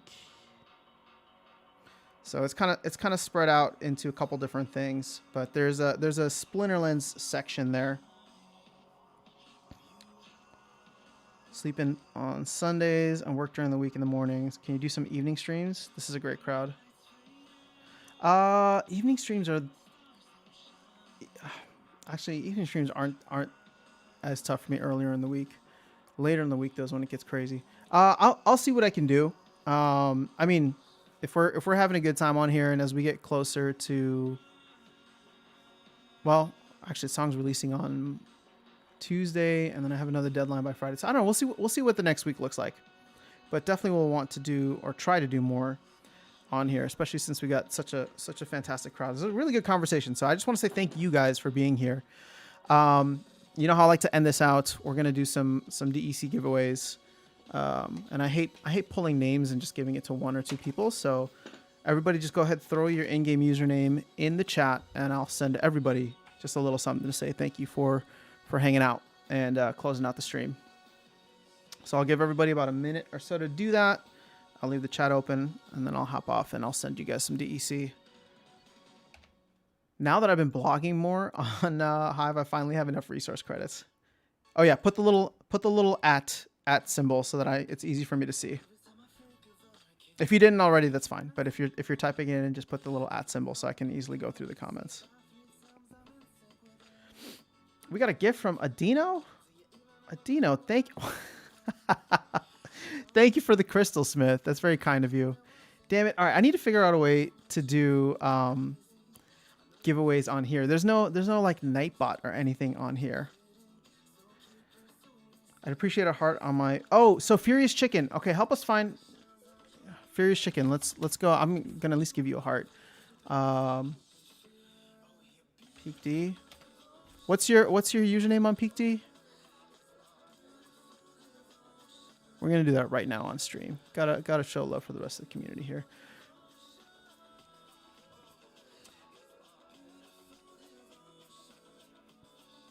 The link for some reason is not posting, or at least I'm not able to see the links that you're posting. I think you tried earlier too, and I was gonna mention that it didn't come through. Just what's your username? Diego, that's from you, the Crystal Smith. All right, well I appreciate you, brother. I'm glad that the content has been helpful or insightful or just entertaining at the very least.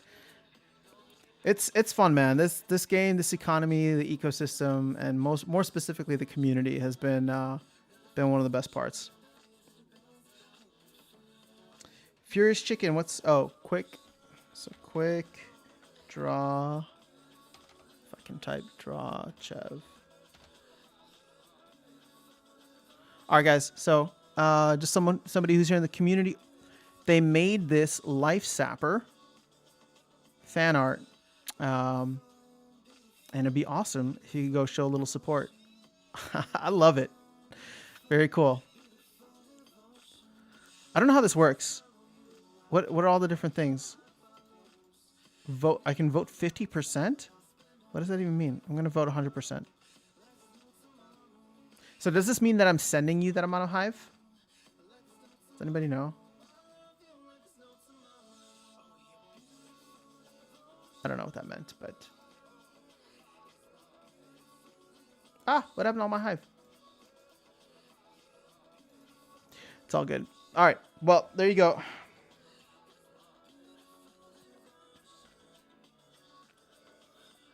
Awesome work here. If any, well, actually, this would be really cool. So if anybody else is entering into the contest or things like that, shoot me a link or something on Discord, and maybe I'll even make a video where we can pose it to the broader community that watches this channel, just to spread the love around, because, you know, we're all kind of in this together. And like I said, the beautiful part about this is everybody brings their talents in and helps to make, oh, this is cool. What? I didn't even check out the rest of that. Look at that. So you can see the evolution. All right, so I'm a musical artist. I'm not a visual artist. So this is all fascinating to me because I have zero talent, but a lot of appreciation for how this all comes together. The only thing I can draw is like a box car from when I was a kid. All right. Oh, I don't send the Hive. That just comes from the thing. All right. Very cool. All right, guys. Everybody put their in-game usernames. There's a lot of comments here, so I'm going to dig through them as soon as I hop off. I'll send you guys all a little DEC as a token of appreciation. Oh, that's a nice little pun there. Yes, a token of appreciation. All right. I will be back. I will try. Next live will probably be on Tuesday morning. If I can't start doing other times, then I will. But we'll kind of see how things go. All right, guys, have an awesome rest of your day. I hope everybody wins nothing but gold foils in your daily quests.